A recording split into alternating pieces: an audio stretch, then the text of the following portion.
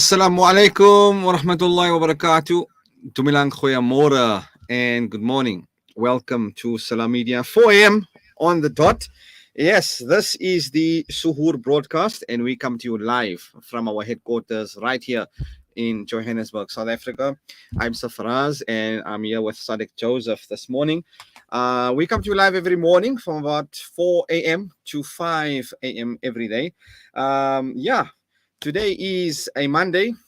Good vibes. It's a cloudy, rainy morning, wet morning on the roads. If you are traveling, please be safe. It is the 25th of April. Yes, some people are getting paid. Ching ching. And it coincides with the 23rd of Ramadan. Wow, how the month has just gone by. Can you believe it? It's Ramadan 23rd, 1443. And brothers are sitting for itikaf, some are sitting for sunnat, some are sitting for nafil. And, it's been a long journey this month. And how's the month been for you? Every day I'm asking that question, and it's great to see your interaction and your feedback with us as well. We appreciate it. We appreciate your likes and the love that we get, and you share with us as well. So what's on the Suhoor table this morning? So I've come up with something interesting. I'll share it with you a bit later. With cucumber, banana, dates, coconut, and some honey. Yeah, sounds a bit weird, but fantastic concoction. Yeah, it tastes nice. You can see my scuffed in. It's looking good. Okay, 2 minutes past 4 a.m. So coming up, inshallah, in a few more minutes, I'm going to have your news headlines, news that have made headlines thus far since last night. And thereafter, we're continuing with our book review this morning. Now, this week, the chapter that we are going to be discussing. And last week, we were focusing on dua, the purpose of supplication, acts of worship, the purpose of dua. And today, we're obviously going to discuss the key to paradise. So last week, as I mentioned, we were talking about, the purpose of prayer, right? And today we're going to discuss the key to paradise. So last week we were talking about the importance about prayer being communication with the Almighty, and how and for what prayers depend upon one's concept of God and the outlook on life. Today we'll discuss the key to paradise. In this week we've got about 4 chapters we're covering. Then we're covering the meaning of Ramadan, inshallah. We'll touch a bit about zakat on Thursday, inshallah. And on Friday, we'll talk about the road from Makkah, about Hajj being obligatory, etc. And also in this week, we'll discuss the power of supplication, because obviously we're looking for the night of Laylatul Qadr, So, that's going to be the focus for this week. Thereafter, at around about 4:35 or so, inshallah, I'll share with you some health tips that we've been doing every day.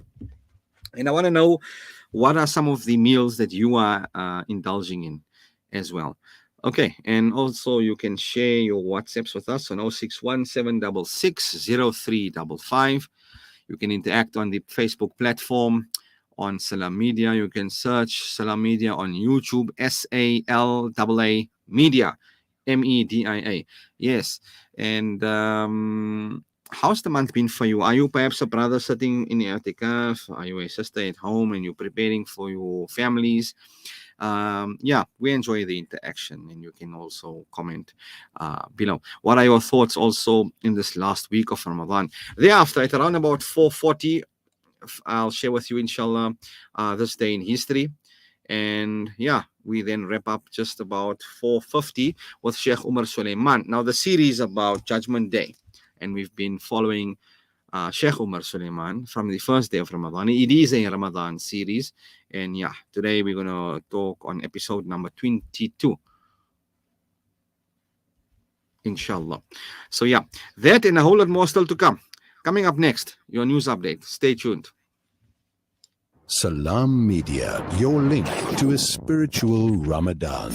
لا تقل لوحدي أو كيف السبيل أنت بالتحدي تصنع المستحيل.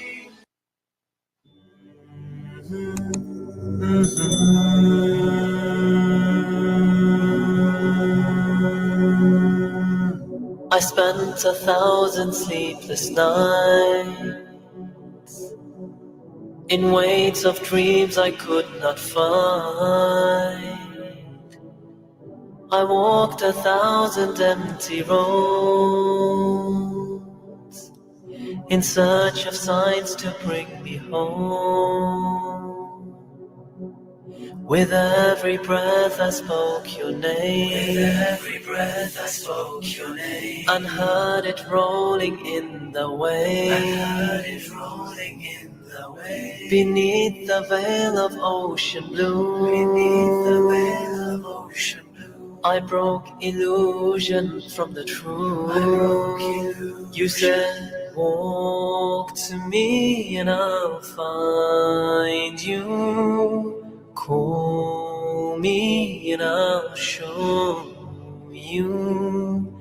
Hiding like a pearl for you to heal and guide you from deep inside you, hiding like a pearl for you.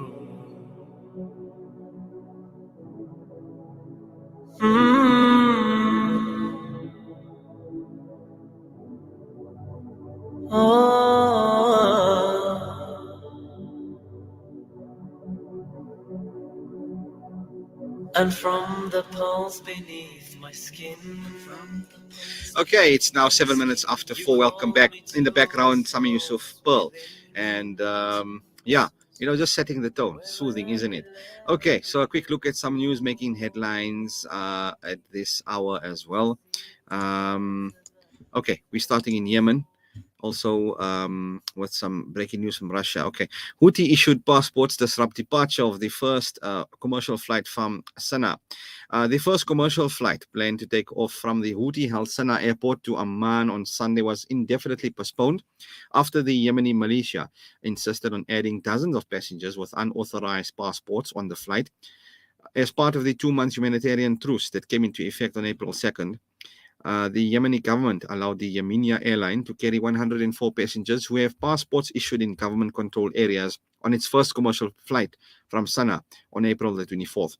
The Yemeni minister said Houthis breached the deal, however, and insisted on adding 60 more passengers with passports issued by the militia, according to the Houthis, of seeking to smuggle military experts from Iran's Revolutionary Guards and Hezbollah out of the country using fake names and forged documents.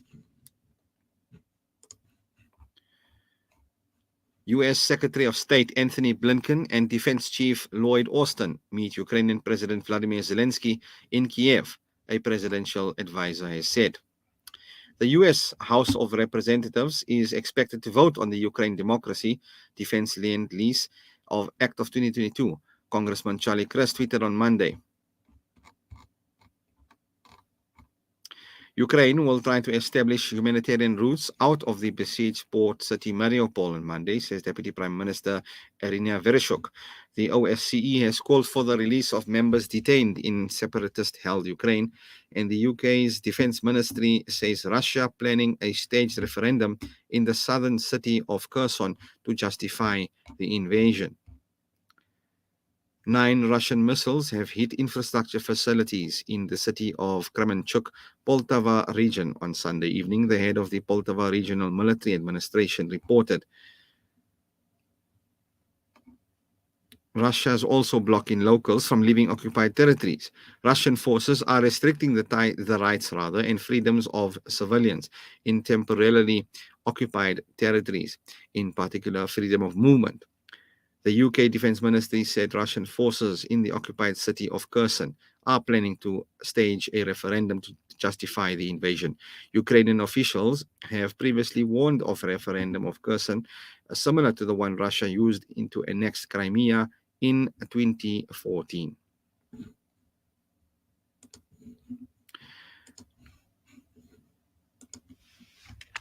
Emmanuel Macron has obviously beaten Le Pen to win a second term. Emmanuel Macron has been re-elected for a second term as French president on Sunday with 58.2% of the vote, according to estimates.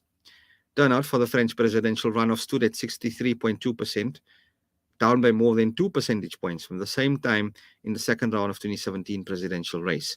Participation was also 2 percentage points below what it had been in the first round of voting when President Emmanuel Macron and his far-right challenger Marine Le Pen advanced to the runoff. Analysts had warned the low turnout could swing the final result in either direction, even though opinion polls have given Macron a comfortable lead against Le Pen over the past 2 weeks. Anger in Lebanon with the army after people smuggling boat sinks. Tensions rose in the northern Lebanese city of Tripoli on Sunday after a boat capsized and sank off its coast as it was being pursued by the army, with agitated crowds gathering outside the hospitals treating the survivors. 6 people, including an 18-month-old girl called Talin Al-Hammi, and 2 men died. There were 45 survivors as of Sunday morning, and more than 10 people remain missing.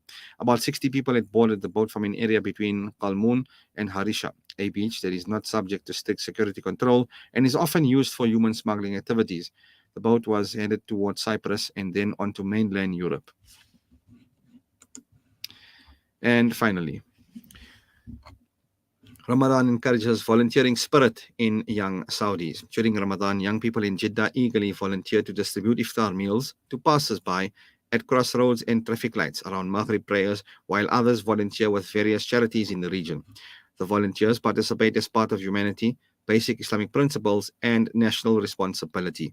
They seek to be rewarded by God and strive to spread the message of solidarity, spirit of cooperation and collaboration, and to serve their country. Okay, that's a wrap up of some news making headlines at this hour. Ashraf Karda and the team will have more a bit later at around about 8 a.m. It's now 10 minutes past 4. Okay, a quick look at the Suhoor time ending this morning in Johannesburg at 5:05. In KZN at 6 minutes to 5 at 5:54.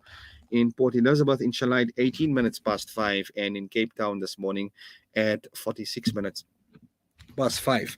Okay, whether you're out in Lobatsi, you could be out in Leeudoringstad, you could be out in Leidenburg, follow the adhan of your locality. We'll be back after this. Next up is the book review. Stay tuned. Live and fresh on Salam Media.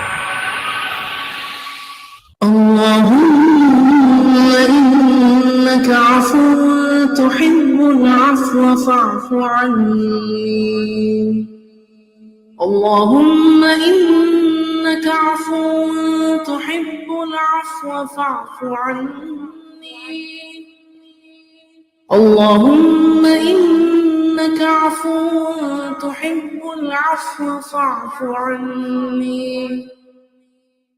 Zakah has the power to end extreme poverty.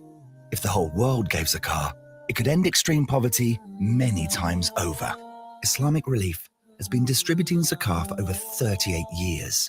Our zakah policy complies with strict Sharia guidelines. It's endorsed by qualified scholars, and it only goes to eligible rights holders. So, harness the power of your zakah with Islamic Relief.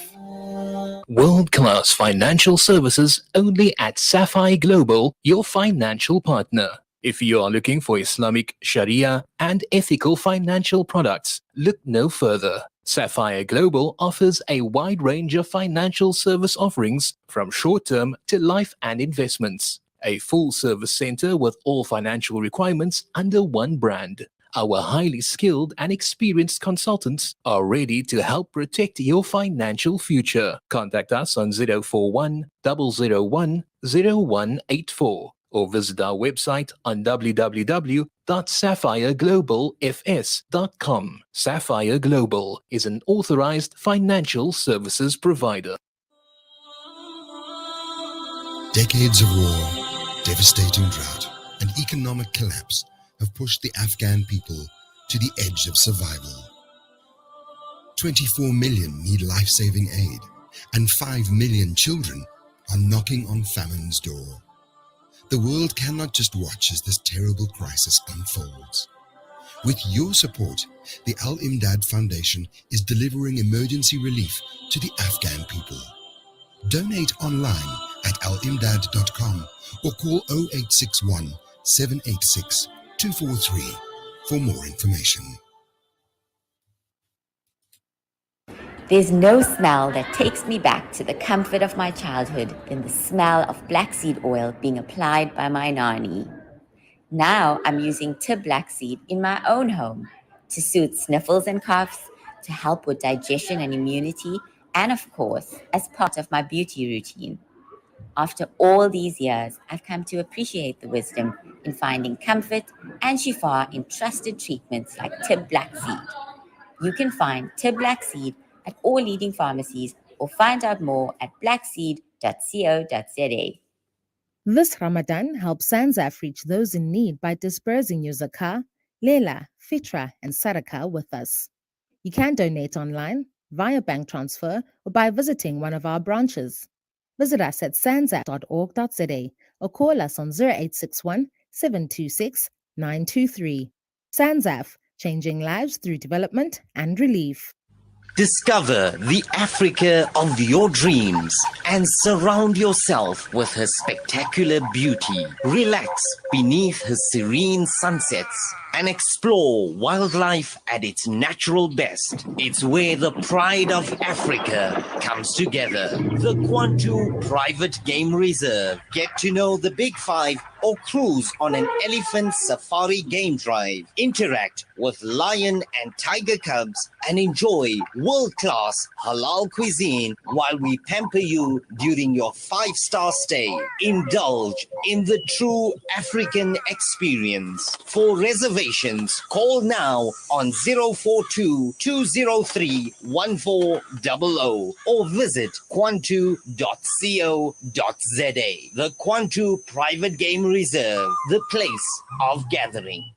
One of the most important things you can do on this earth is to let people know they are not alone. That the frustration of communities who struggle to earn the very basic is not their cry alone. Discharging your zakah is the starting point for creating a sustainable community and taking action. It's the impetus for creating lasting change and hope. Donate your zakah to the Al Fida Foundation, supporting over 10,000 Muslim families in the Eastern and Western Cape of South Africa. We need your help to assist our neighbors of need. Contact the Al Fida Foundation at 041 484 1288 or view or visit our website at www.alfida.co.za. The Al Fida Foundation, your partner in social investment. You are listening to Salam Media live from our headquarters in South Africa. This is Salam Media, keeping you company this Ramadan. Suhoor, live and fresh on Salam Media. Right, welcome back. It's now 18 minutes past 4 a.m. on the dot. A quick look, don't forget, Suhoor times end in Johannesburg at 5:05 this morning, in KZN at 6 minutes to 5, Port Elizabeth at 16 minutes past 5, and in Cape Town at 43 minutes past 5 this morning. Whether you're out in Polokwane or Pietermaritzburg, Stanger, Lusaka, Bulawayo, Blantyre, Rustenburg, Belfast, wherever, please follow the adhan of your local masajid. Right, so we're continuing with the book review now. And as I mentioned in last week's discussion, we were talking about acts of worship and the purpose of prayer, right? So now, today we're going to discuss the key to paradise. And in one of the circulars, okay, Sayyidina Umar bin Khattab who sent instructions to all of his administrators saying, and this is in a hadith, Muwatta Imam Malik, hadith number 5, saying, in my opinion, Salat is the most important of your obligation. So whoever takes good care of it and safeguards his religion, and whoever neglects it will neglect other things even more.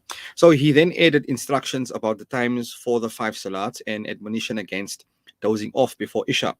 This letter from the ruler of a vast empire to the officials of his government, shall we call it executive order, okay, gives us a lot of things to reflect upon. For instance, for Salah, it's is among the most emphasized commands in the Sharia. So unfortunately, it is also a grossly neglected obligation in our life today.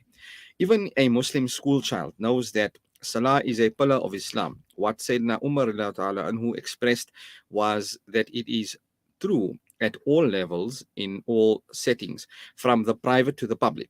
One cannot build an Islamic life, an Islamic community, an Islamic institution, or an Islamic government while neglecting or weakening this pillar. So it is a measure of its extraordinary status, that unlike all other obligations, the command for salah was given by Allah subhanahu wa ta'ala to the Prophet Muhammad sallallahu alaihi wasallam during his mi'raj, which is the ascension to the heavens. Now, very fittingly so, for salah is the mi'raj of the believer. Okay, what a analogy here, right? One begins the salah by standing while facing the Kaaba or the house of Allah, isolating himself from the worldly affairs, and then addressing Allah subhanahu wa ta'ala directly. Oh Allah, you are sanctified, and I begin with your praise. Your name is blessed, and your greatness is supreme, and no one else is worthy of worship except you.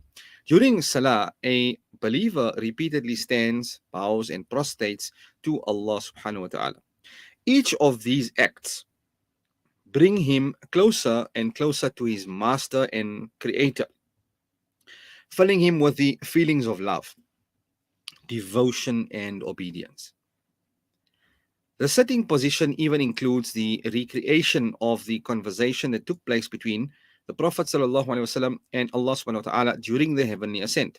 So the Prophet ﷺ, all greetings, blessings, and good acts are for Allah. Allah subhanahu wa ta'ala, peace is upon you, O Prophet, and the mercy and blessings of Allah.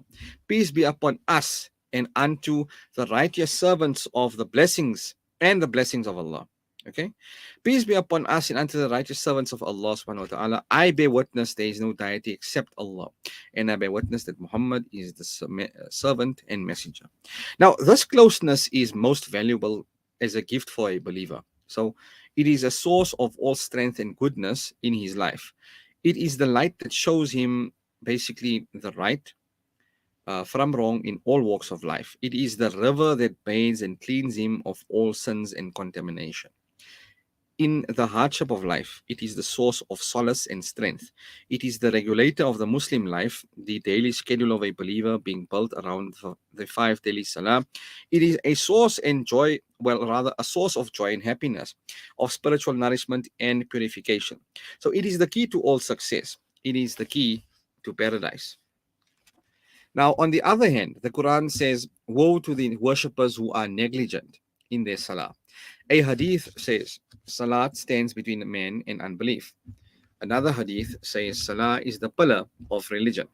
So whoever destroys it has destroyed the religion. Another hadith informs us that salah is the first item about which one will be questioned after death. The person who succeeds in this test will likely pass the subsequent tests. So the one who flunks this one will have little chance of getting through the rest. Yet another hadith warns us that the person who neglects his salah has walked out of the protection of Allah subhanahu wa ta'ala. We can understand the enormity of missing just one salah on purpose from the hadith that says that such a person is like the one who has lost all his family and all his wealth. In the presence of all the persuasion and all the admonition about salah in the Quran and hadith, one wonders how could any sane believer be, negligent in this matter. So to a person who claims to be a believer yet does not offer his salat regularly 5 times a day, we must ask, okay, so what is your justification? I mean, the more one thinks about it, the more he or she will realize that there is none. So one cannot plead that he did not know about the obligation or its extraordinary importance. So even if a unfortunate Muslim were never to open the Quran or Hadith book in his life, right, he cannot not notice the call to salah that comes from every masjid throughout the world 5 times a day. It repeatedly reminds him, come to salah, come to success. The distribution of masajid in the world today is such that the call to salah can be heard around the clock in a never-ending stream as one moves around the globe. One can begin with the Fajr Adhan in Indonesia and follow it at small intervals in Malaysia, Bangladesh, India, Pakistan, Iran, Iraq, etc. So by the time Dhuhr Azan has already started back in Indonesia, 24 hours later, when the muezzins of Indonesia are calling out the Fajr Adhan, the muezzins are in Africa are calling out the Adhan for Isha. So how can one plead ignorance in the presence of this massive, continuous, universal call, right? I mean, one cannot plead that the obligation, or rather the obligation, is too difficult or too time consuming, while the obligation remains whether one is healthy or sick, and whether it is rain or shine. The Sharia goes to the great length and to accommodate our circumstances. So if you cannot stand, you can offer it sitting. You cannot sit, well, you can offer it laying down. You cannot move, use whatever gestures are possible. If you're traveling, just offer 2 units instead of 4. You cannot figure out the direction of the Qibla, use your best judgment. Can't use water to purify yourself in preparation, perform dry ablution. As people run out of excuses, then sometimes try rationalizations. What good is salah if one's mind wanders all over the place? Our job is to try to concentrate, not to achieve concentration. We are doing our job if we are simply making the effort. Concentration comes through practice and also steadfastness, right? It comes through practice, but if a person, keeps on trying all his life without ever achieving what he considers a satisfactory level of concentration, he has still done the job. So what good is salah if one is still involved in other sins, like the proverbial person who steals and prays? The simple answer is that our lives are combinations of good and evil. Our goal is to try to increase the good and reduce or eliminate the evil. And that won't happen by putting the good on hold until we can get rid of the evil. So those who put off becoming regular in their daily salah until they strengthen out the rest of their life have an excuse for life. It may also be helpful to remember that the greatest theft is that theft of salah itself. Salah is indeed the key to paradise. If we value paradise, then we would definitely show in the way we guard the key to paradise, and salah being a key to obviously paradise. Okay, it's now 27 minutes past 4 a.m. Inshallah, tomorrow we will continue with the next chapter and we'll discuss the meaning of Ramadan. And also, we've discussed fasting in the first few weeks rather, and so many other talking points. So this obviously being the topic this morning about the key to paradise and how to attain the key of paradise, being salah and being consistent. May Allah grant us ease, afiyat, understanding, and istiqamat, inshallah.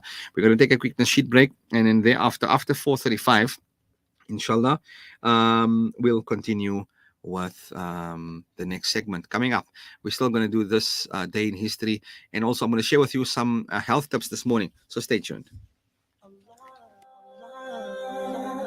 You are my all, you are my love. Words can't describe my love for you. Allah, you are my love. All praises due to your beauty and compassion. Allah, subhanahu wa ta'ala. Allah, I'm calling your name. Allah, I call you, I need you. Allah, your mercy is great. Oh, Allah. Salam Media, your link to a spiritual Ramadan.